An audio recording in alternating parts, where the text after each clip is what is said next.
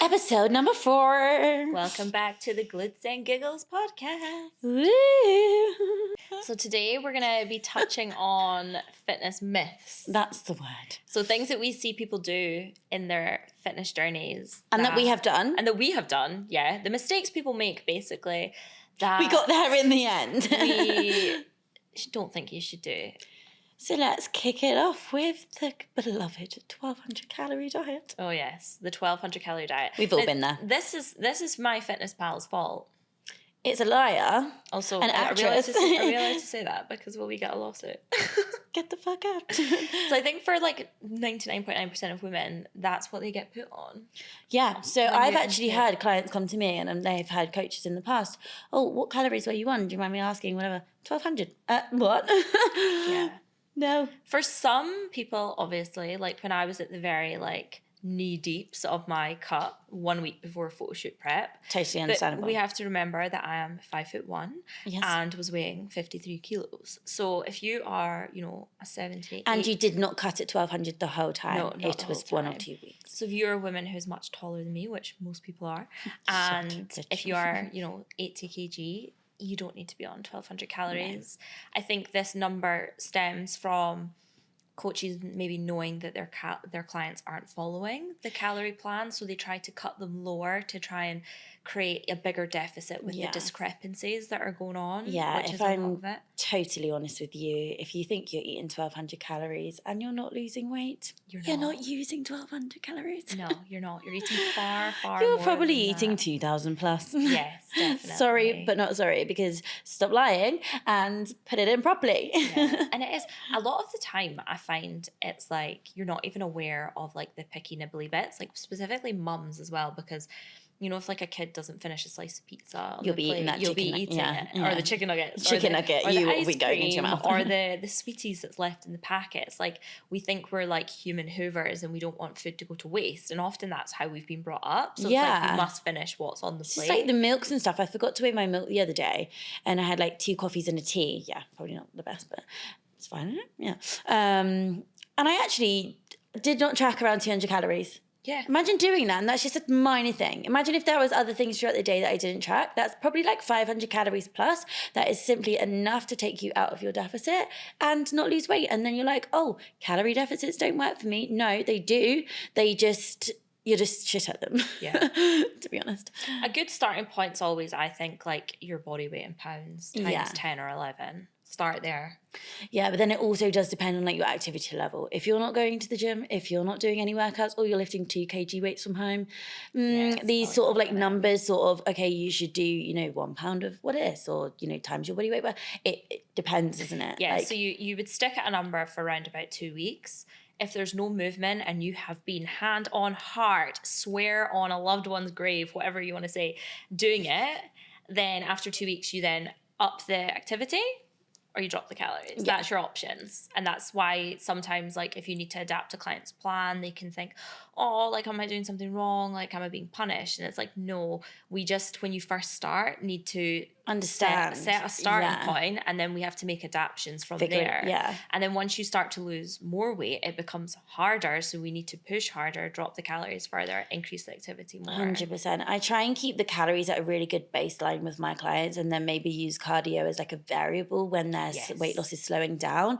But obviously not so you're doing hours each day. Absolutely not. Yeah. But it's either tailoring the training a little bit, putting in a bit more supersets, or, let's get the heart rate going a little bit more, rather than always being like, right, I'm not losing weight, let's drop the calories, let's drop. Otherwise we'll end up at 1200 and then you'll be miserable and you will go and binge at the weekend because it's not sustainable. No, it's like when I was on 1200, I found it very difficult, and you have to be so clever with the calories you're having. Basically eat a whole bag of stir-fried vegetables. I don't recommend loads of veg. I was having 250 grams of vegetables with all of my meals. It made me so bloated and stuff though. It does make you really bloated. I'm guessing. Like lower carb, still having carbs obviously for the energy, and then even protein had to come down a little bit to allow for a wee bit more carbs at one point or another. So, well, speaking of lower carb, what about that one? Yes, cutting out carbs. I feel like, did we touch on this in another video? I feel like we spoke a about little this bit, before. yeah, but basically eat the bread. It's a lazy way of coaching. Yeah. Eat the freaking bread. Basically, the only reason you're going to drop weight by not eating carbs is because you're not consuming as many calories, because obviously carbs make up a large portion of our calories per day. That is the only reason why you're going to. So keto, blah, blah, blah. Yeah, that's why people think keto is like working for them, is because yes, you've put yourself in probably a 600-700 calorie deficit, because most people have 200 to 300, if not more, carbs per meal. Literally. Because like pasta, for example, like if you look at 75 grams dry versus 150 grams dry, like in the pot, it doesn't look that different. No. And this is where weighing in the food comes into play, because eyeballing stuff is like just leads to so much inaccuracy. One thing that irritates me is when people say, "Oh, don't have time to track." If I put a bowl of cereal on there and I track, it takes 2 seconds. Literally. It really does. We're all busy, totally get that, but out of your day, 5 minutes you do have to make that goal if you want to. Yeah, it's all about prioritizing it. And like obviously there is other ways to lose weight. Like you can focus on like a meal plan, or you can do like portion control. But like even then, when I do no tracking and portion control with clients, like I still expect them to weigh foods. Like even if it's just the recommended serving size on a packet, it's not even necessarily about cutting it. It's like give whatever the brand recommends having. That's a good starting point to start looking at food. Apart from cereal, because there's nothing in it. Well, but they've brought the recommended serving size down. It's like 30 grams. It was 45 before. And it's honestly, some of them, and it's honestly so small. Oh, yeah, I need 3 of them. Yeah. Or like granola is one. Like, God, it's just... I always think a little sprinkle of granola on yogurt is better. Yeah, than an actual bowl. Yeah. Yeah. Well, we've been put off now. After eating 250 grams each in our 10,000 calorie challenge. I had it the other day and I was like, it's not hitting the same. It's really not. So yeah, cutting carbs is... Absolutely don't do that either. And obviously if you are like celiac or whatever, like obviously you might have a lower carb diet, but you can obviously get your gluten-free alternatives and have things like your potatoes. Are you really not going to eat carbs for the rest of your life? I couldn't not. I love a bagel. I love a bowl of pasta. I love a pizza. Yeah. I just love all carbs. I love bread. Like I could honestly eat a whole baguette and feel great. And the thing is, like carbs are what your body uses as its main energy source. So that's what it's going to tap into. So if you don't have any of that, you're going to feel pretty exhausted and lethargic, and that's just not the one either. Especially if you then want to go and train with loads of HIIT workouts. Let's touch on those. Oh my God, yeah. HIIT workouts, classes in general. And do you know what? I was an F45 coach. I was a Pure Gym girl. I worked for Pure Gym, and let me let you into a secret. Legit. When you work as a in-person PT on the gym floor, so I worked at JD, Lou worked at Pure.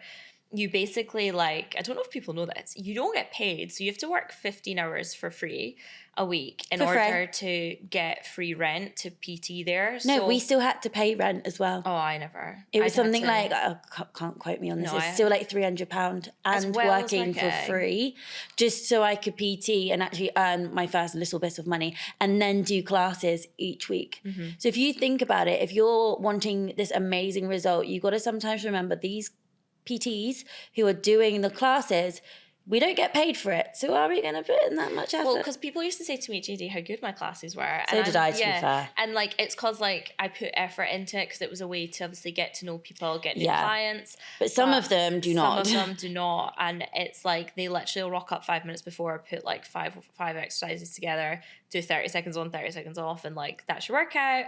And the reason a lot of the time you don't see the results is because you're literally doing a different thing every single week. So you're not getting time to build up the muscle, get stronger in the movements, and really grow. You're basically lifting probably the same weight that you have done the last however long you've been going to these classes. Yeah. You're not applying progressive overload, and therefore you're not going to get toned, build muscle, whatever you want to call it.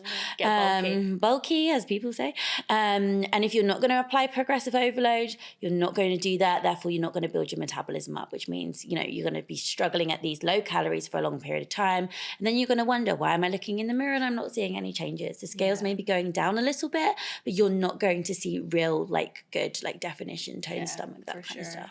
Because even a lot of, I used to be when I was an F45 coach, obviously totally get the community aspect of classes. I think that's what keeps a lot of people there. Yeah. And something like F45 is better because it is programmed. You do similar movements for 12 weeks, but none of the clients were seeing results. And actually so many of them came and have joined me since, because they just weren't getting the results. Well, we know why that is. It's because people who do go to these classes think they can go to their classes, go home, and that's them done for the rest of the day. Yeah. Steps, nutrition. Mm-hmm. What about the rest? Also, part of it for me is like the classes are, I don't know if you've ever done F5 class, they're freaking solid.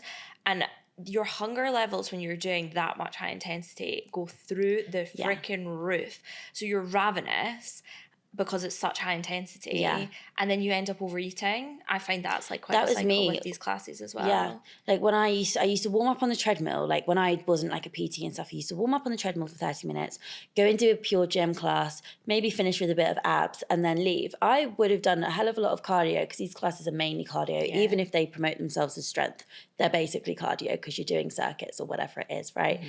And get home and I was like, oh my goodness. You then eat and eat and eat your way through the evening. Yes. You do the same again the next day. And then you're like, why am I not losing any weight? And I've trained 5, 6, 7 times this week, double back-to-back classes. It's crazy. Like, you know, I don't mean this in a horrible way, but you see people go to these classes and they don't change. Yeah, no. It's because of that. Yeah, it's because of that, and it's because people think they can out-train it. Like, another common misconception is that, like, you can just go to the gym and you're going to see results. And if you keep eating the way you're eating... You know what? It's honestly 80% nutrition. That's why sometimes if I miss a day of the gym, I'm like, you know what? Don't worry about it, because it's like, as long as my food is intact, you know, I'm good to go. Yeah. I always use this analogy with my clients, is like, think of it as like a triangle, and like your goals in the middle. Yeah. You've got calories as like your top tier point, and then you've got your steps, and then you've got your workouts. So like all three combined is going to give you like the number one result. But if you lack in some areas, obviously the triangle's not going to be complete, so the results are going to be slower. Yeah. And it's about remembering the number one factor is always going to be food. And that's the hardest part to get to grips with. And that's why sometimes classes or in-person PT doesn't always work, because you don't have the accountability in the other areas that you get with like our online coaching with our businesses. 100%. Accountability is like one of the main things as well. And obviously like, and then building muscle like effectively. Yeah. So definitely HIIT classes at the gym, like that's maybe where Pilates. You're not seeing results. And the other thing we were going to talk about is like fitness trends. So yes, Pilates, because I feel like just now the Pilates girl era is in, but also it was Is it going out a little bit now? Well, I think people are starting to realise they're not seeing results from it, because like, the girlies who are doing the Pilates classes are also in the gym. They do that as a stretch session. Yeah, I mean, don't get me wrong, Pilates is good. Like, I think that it's hard. Yeah, it is good. There are so many benefits of it, right? But if you want to build the foundations of your physique, and you want to build muscle, and you want to increase your metabolism, and you want to get strong, and you want to feel toned and looking in the mirror, honestly, it's going to be such a long journey with Pilates, because if you think about it, you're lifting probably... Well, it's bands, isn't it? I mean, Reformers Pilates, I guess, is more... So I used to teach Reformer. You do have like a level of resistance. Yeah, but still, again, it's not... It's only going to be to a certain point. It's like when people start home workouts, I'm like, if you've never trained before, yes, you can use bands. That's going to work for X amount of time. Then we need to move on to dumbbells. Then really we need to eventually move on to the gym, unless you're willing to get... loads of equipment at home. So just be careful with the things that you're doing, and you're putting a lot of money and effort into. Expensive. Reformer is crazy. Like we used to charge a lot of money. It's like £26 a class. Oh yeah, like it was expensive. So if you're doing your time, because like we're busy people, we don't have a lot of time anyway, so just utilize it wisely. It doesn't always have to be, you know, always gym, get that, but make sure you know how to get to your goals before you go and waste a lot of time, money, energy on things that don't work, because I have been there, and I've probably wasted 4, 5, 6 years doing so. 100%. But it's like, just because you see a trend on TikTok doesn't mean you have to do it. Like, it's the same with the running trend. Like, running is not for everybody. It is a high impact activity. It hurts my knees, and it hurts my knees. I had to I got into that rabbit hole, and I used to go running with the girlies, and we'd get croissants and coffee afterwards. I absolutely loved it. Me too. In COVID as well, that's what I did. Yeah, I ran a 5K every day in COVID. Yeah, me too. Just because I thought it was like the thing. Yeah, and the thing is, like, unless you're willing to put in the work with strength training alongside running. Like a hybrid approach, yeah. Because most really good runners do 2 to 3 strength sessions a week. And that in itself, 3 runs a week, 3 strength sessions, like that is a full-time job. That's 7 sessions a week, then a recovery day. Over an hour of training every single day. So it's about weighing up what's what's your goal? What's most important? Why are you doing it? You don't want to do something just because you think it's a trend. And just remember, because something works for someone else doesn't necessarily mean it's going to work. And what's the one thing that you're going to be able to progress at for a long period of time? Yeah, what and can you keep enjoy? Because it is as well about enjoyment. But then, is it enjoyable to be doing something you fully enjoy and getting 0 results? Because I would probably rather sit in front of the TV. Well, this is it. Yeah, totally. So yeah, be mindful of fitness trends that you see. Yeah, 100%. On TikTok. And just fitness trends in general. Yeah, for sure. So next up is something that I used to do at uni and think to myself, it was in the Pure Gym era. I was doing Pure Gym classes every single day, two a day. I would get to a Saturday and I would have a crazy binge. And then I remember saying to someone, days. I know, I would go to Tesco. I would buy a multi-pack of cookies. I really love like crisp sandwiches, don't judge me. Crisp sandwiches? Yeah, God, I've had a crisp sandwich since I was young. And I used to literally binge because I was probably hungover from Friday at uni. And then I said to everyone, why can't I get results? Because it's one day that I'm having. Surely I'm allowed it. I work every other day. Now I know about calories, I was probably consuming a good 5, 6, 7,000 calories in one day. Yeah. And that is what a cheat day can easily do. Like, if you have watched our 10,000 calorie challenge, it wasn't like, we ate a lot, but like, I know. If I was hungover, that would have been easy. Yeah. I think like you really underestimate, especially with usually a cheat day, you're sat here on the sofa watching TV all day, you're getting no movement in whatsoever. And that 10,000 calories was kind of pressure because you've got cameras on you. Imagine if you're just sitting there casually just grazing throughout the day. So like, I understand why people think, oh, well, one day off isn't going to hurt. But actually, you'll see big fluctuations on the scales. Like, I know me, when I have like a heavy meal, I jump up like 2 kg. Like, I've been 2 kg heavier this week. It's dropped back down today, but then that's then slowed things for the last 3 days, because what goes up must come down, and it doesn't just drop like that. And it affects mindset as well, because you don't feel good. You feel like shit. Yeah, I was going to say crap. Sorry, crap. Are we allowed to swear? Are we allowed to swear? I don't know.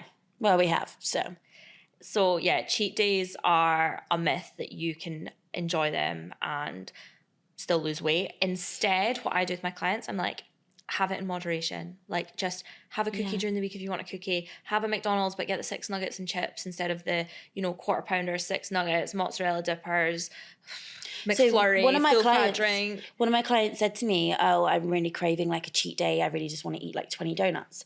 So it's like, okay, no, we don't do that. But what do we do? Because we're not just going to eat salad all day, because you're going to go and eat the 20 donuts. Yeah. So what we're going to do is you're going to add on 600 calories to your day's day. You're going to go and have a donut, and you're going to take away 200 calories from your normal allowance, and you're going to have something else as well to suit the cravings.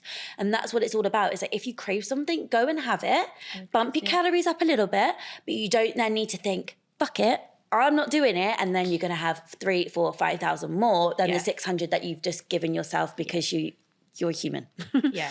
Because as well, if you get into that mentality of, I've already ruined it, I might as well start in 3 days' time, you've then got 3 days of higher calories before you're then getting back onto plan. That's definitely going to slow down your progress. So rather than just, like Lou says, hitting the fuck it button, plan it in, have it in moderation, have what you fancy, but just don't be a dick about it. Just like I said to you and the guys on the other podcast, what I say to my clients, don't be a dickhead. Yeah. Because, like, I don't know if you do this, but in a weekly check-in, I'll always ask people, like, what their social plans are and what they want to achieve from that. So, like, if you say to me as my client, I don't care if this impacts my results, I want to enjoy it, I'm like, right, okay, so you've made that decision, so you know if the scale goes up, you can't be upset, you can't be annoyed. If your progress slows down for 2 or 3 weeks, you can't be annoyed. This is the other option that could still mean you enjoy yourself, but not deter progress that much, and then you've got your options to pick. Obviously there might be times that you do want to, I made the decision to have a large pepperoni pizza, but she fully regretted it. I did fully regret it. And then, but you enjoyed it in the moment. I don't even think I did.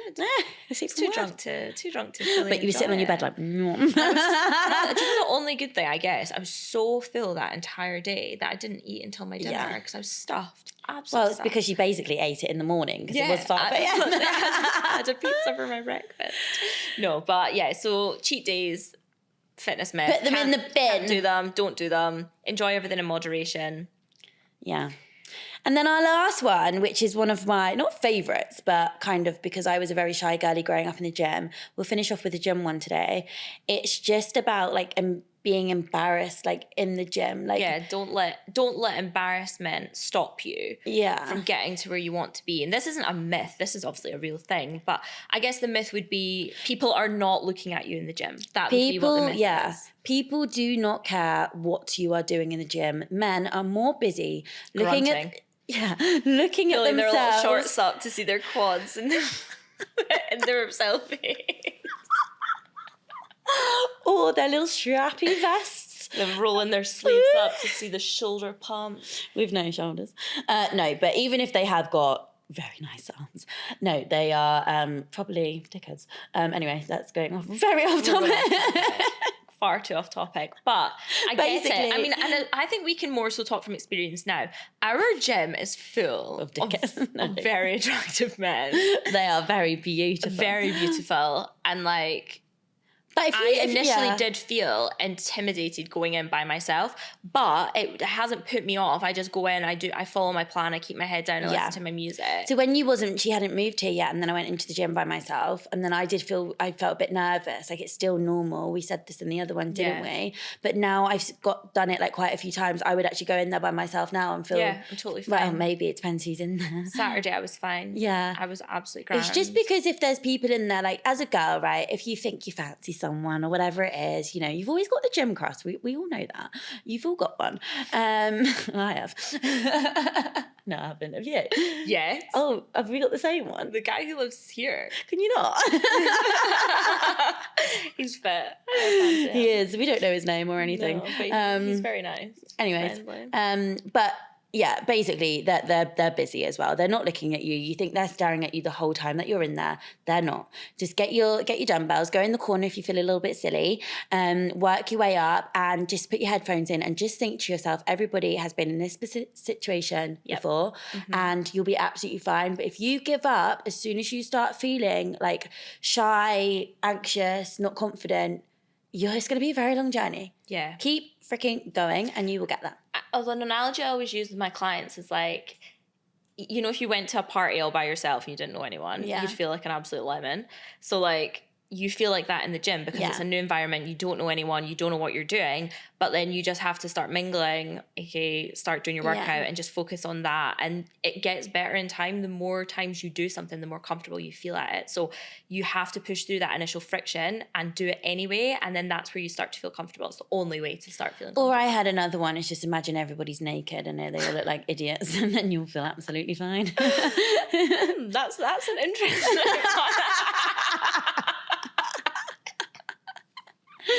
Yeah, maybe don't do that. So yeah, I always think like, would you like? I never look at anyone in the gym and like judge them or think anything. And I'm like a coach. Like I don't look at people's form and think, oh, what the hell are they doing? Like ever. I always just think, good for them. Like I'm so buzzing that they've got themselves in here and they're making a change to their journey. And most people are kind people. They are. It's all in our own heads. Yeah. If we're going into the gym and think, oh, someone's looking at my arms. They're not, because they've got their own insecurity in their head because they're thinking, oh, someone's looking at my legs. Yeah, oh my God. Do you know what I mean? If I posted a photo right now and I said to you... I'd zoom in at my insecurity. I would say to you, pick out my insecurity. Yeah, you wouldn't be able to because they don't know what you're insecure about. It's all in your own head, and we've all got our own things. Like even us, we have our own things that we're insecure about. Even now, it's just part of being human. It is, but no one realises that. No one knows. No get confident. And going to the gym because you deserve to be there just as much as everybody else. Absolutely. And take up space, because sometimes clients will say to me, oh, you know, I just feel like, why am I taking up you that pay bench? The same gym membership as them. When someone else wants it. And I'm like, piss off. He can go to another bench or wait till you're done. You've just as much right to be there. Be a bad bitch and freaking go and take up the 5 benches. No, I'm joking. Just take one. And it can be intimidating because especially at our gym now, like people will be like, how many sets have you got left? And you feel a little bit of pressure because it's a wee bit of a smaller gym. I don't. But then you're just like, oh, I've got like 3 left. And then they're like, okay, and then they just so we just sit and wait and wait for the next one. But yeah, most people are kind.